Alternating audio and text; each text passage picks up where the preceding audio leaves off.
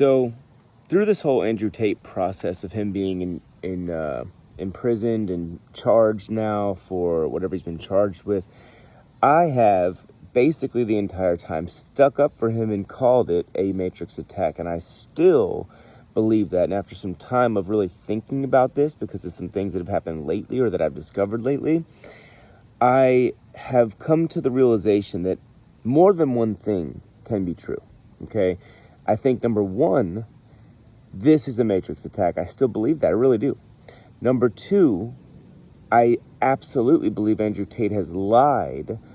I know he has lied. I don't believe it. I know it's for sure, because I showed it earlier, and maybe I'll include it in this video as well. But he has lied about when he quit the webcam business. He said that it was 10 or 11 years ago on Candace's interview, and then a few weeks ago or whatever it was on Tucker, he said that it was like 5.5 years ago, which is weird. And then I saw a YouTube video from 2020, January of 2020, where he said he still had 3 girls working for him on webcam.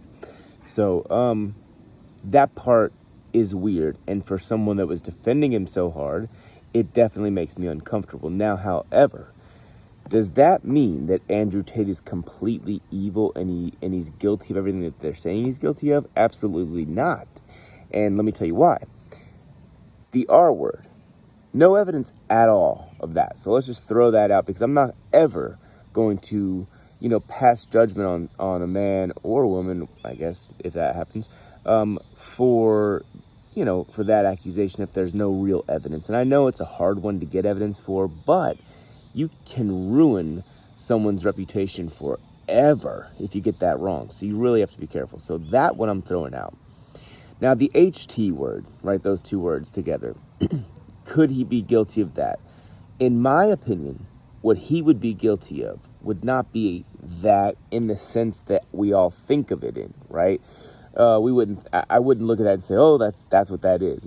I would say, however, that by the Romanian legal system, there's a thing called the lover boy method. And I know it's a really easy thing to attack, right? You can say, women are nice, and Andrew just tweeted this, I think, something to the effect of, like, women are nice and charming and use their everything they have, looks, whatever, to get a man's money. And so that's kind of the argument against what, the justification for charging Andrew with that, for what he was doing, which I believe was coercing these women. I mean, he admits it. It's not my belief. This is what he said, that he taught a class on how to coerce women to do webcam for you. So it's not that it's not that I feel, it's that that's what happened. It's what he said. And so based on that alone, you have to admit that he is in fact guilty of the lover boy method. Now, should that be I think the moral question, where it becomes more subjective in this conversation, is should that be something that is considered ST or HT, if you know what I mean? And I don't know. I mean, I don't think so, right? Do I think it's a little bit immoral? Sure. I think the whole webcam thing is a little bit immoral, especially if he's over there unplugging the girl's keyboard and typing himself. That's weird and also a little bit gay and immoral. But the point is, I don't really care. If someone wants to do that for a business, I'm a capitalist, more power to them, do it.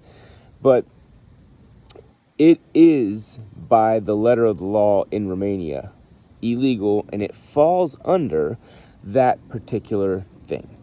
Now, the weird thing to me is this, why would Andrew, right, if he just made the decision, I'm going to run a webcam business, I think I can get rich this way, why wouldn't he just hire women that wanted to do the work, like legit sex workers, right? Why not?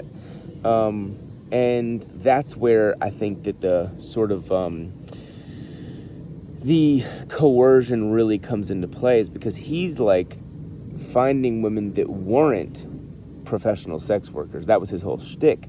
And this is by, again, his own admission. So he's finding these women and he's convincing them over a period of time, days or weeks, whatever it might have been, to do this because to do this if they're in love with him, right? Like, well, he said at one point, like, babe, you're always at work. Why don't you just come work for me? Then you don't have to go to work and you can take these trips over here and there and blah, blah, blah.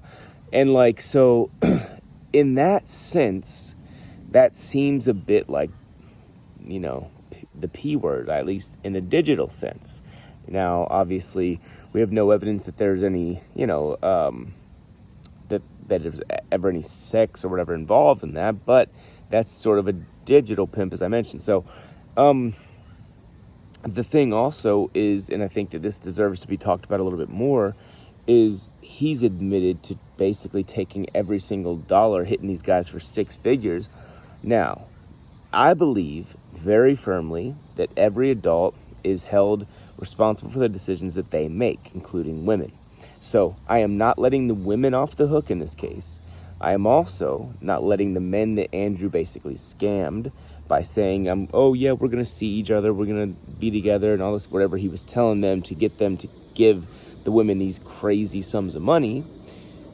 But I can also, while holding all of them responsible, hold Andrew responsible for that being a bit immoral, right? It's not, to me, to go around and especially when he got the kind of reach he was getting, and to be bragging about that. Just a couple years ago, I heard him bragging about it on I think it was the first Nelk Boy podcast that got removed off YouTube.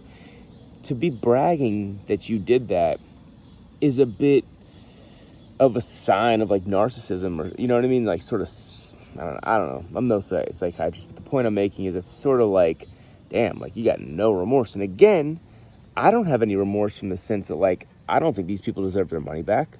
They chose to pay, right? They got duped. If you get duped, I mean, that's on you. However, I can also say that that's not a very moral thing for Andrew to do. So, I don't think that makes Andrew an evil person, and I also don't think that he is still the same person today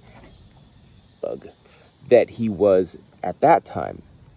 But I just don't know if I can really, dig my heels in and defend him in the way that I was before, because it's just a really uncomfortable. I like at this point, I don't know. I don't think he's an ST/HT. You know what I mean? I don't think he should be tried and prosecuted in that way. Absolutely not. I don't even think what he did was illegal, because everybody was consenting adults, even the women, even though they were being manipulated. But I also, I don't know. I also just don't think that he's super innocent, and it's just like, oh, it's just the Matrix is just attacking me, and like, well, there's something there for them to attack. So I think, yes, he was saying really good things, a lot of really good things, and he was also being a really good influence on the young men of the world, and even women in many cases, I would imagine. But the point is, he did a lot of good, net positive still, in my opinion. But I can't defend him the way I was, because there was a lot of stuff he did there that was immoral. And here's my biggest issue, to be honest. My absolute biggest issue is that I've been defending this guy, and I've been fighting, making videos, fighting people on Twitter about it, and he's lying even today. Like, bold-faced lying. Again, he said on Tucker it was 5.5 years since he's done the webcam. And then he just told Candace it's 10 or 11 years. And people are parroting these narratives like, whoa, Andrew, they're taking clips from podcasts he did 10 years ago. Andrew didn't do any podcasts 10 years ago. Andrew just got famous, right? He was maybe 3-4 years ago, you could say. But why are we intentionally, exaggerating this stuff? Like, oh, they're taking an out of context clip from 10 years ago. It wasn't 10 years ago. It was 4 years ago. Oh, Andrew says, I haven't done the webcam in 10 or 11 years. Then a few weeks before that, he said it was 5.5 years. But we have him on video, January of 2020, saying that he was still doing it. I mean, are we just to assume he stopped right then, after that podcast was over? Boom, done?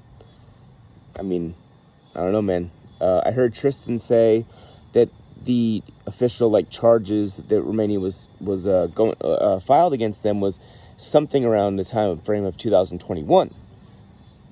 That makes sense, right? So do I think that they deserve to go to prison for 10, 15 years? No, I don't. Do I think, if you're going by the letter of the law, which I'm anti-establishment as they come, I'm borderline an anarchist. I don't think that we should be, throwing these guys in jail for anything. But I do, again, if we're going by the letter of the law, I do understand how they have the incentive to arrest them and throw them in jail. And they also might technically, based on the law, be correct in doing so. So it's weird. You know what I mean? Again, all consenting adults, I have no problem with it. I've been sitting here defending this guy so much, and then I find out that he's literally lying. So it makes me feel a bit uncomfortable and sort of like, I guess I'll have to sit this one out. I don't like how people are, sticking up for him to the point where anybody that just voices their honest opinion about him, you got guys like that Solomon guy on Twitter that immediately attacks them, and basically exposes every bad take they've ever had if they attack Tate, and he's supposed to be an objective journalist. So it's just like, but he ignores these videos of Andrew literally saying he was still doing the webcam in 2020. Ignores that. Says, oh, yeah, it was 10 years ago. I just want us to be honest. I don't want to see people idol worshiping a human being. Andrew, I knew, was not perfect. Obviously, right? Andrew and Tristan, no one's perfect. And idolatry is satanic. And I don't want to see people taking that approach over just being honest. Like, hey, I don't like these lying. Webcam was a bit immoral. Don't think you should go to jail for 10 years. But you know what I mean? Like, can we all just be rational people and try and see this for what it actually is? Again, I still think it was a net positive overall, because I think that he did a lot of really good things for a lot of men. I saw one dude that was a guy said that he was about to go, or he was a T-word trans. Fuck it, just say it. He was a trans, and then he saw an Andrew Tate video and kind of went down the Andrew Tate rabbit hole, and he stopped being that way, and now he's embracing being a man, and that's a really big deal. Like, honest to God, saving one man's life like that, potentially saving his soul, is something that I think outweighs a lot of the bad he's ever done combined. But again, I don't like that I'm sticking up for a guy that's lying, and by the letter of the law, he's probably guilty. And I think that a lot of his defenders are too wrapped up in idol worship to acknowledge that there are some holes in his stories. Even I saw a video earlier as well where he was telling Candace that he was never a drug dealer. And then I saw screenshots of tweets. I'm assuming they were real. Don't know for sure. Oh, and I actually saw him on video say, yeah, when I was 24, 25 years old, I was a drug dealer. Look, I used to sell weed for years. I don't have any issue with drug dealers. I don't think they should be considered criminals as long as they're not violent. But we're seeing lies.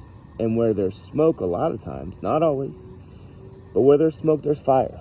And so, like I said, I'm a bit uncomfortable because I definitely don't want to go down the idol worship path. I don't know. Let me know what you guys think, and subscribe if you're enjoying the content. Leave a comment. Talk to you later. Peace.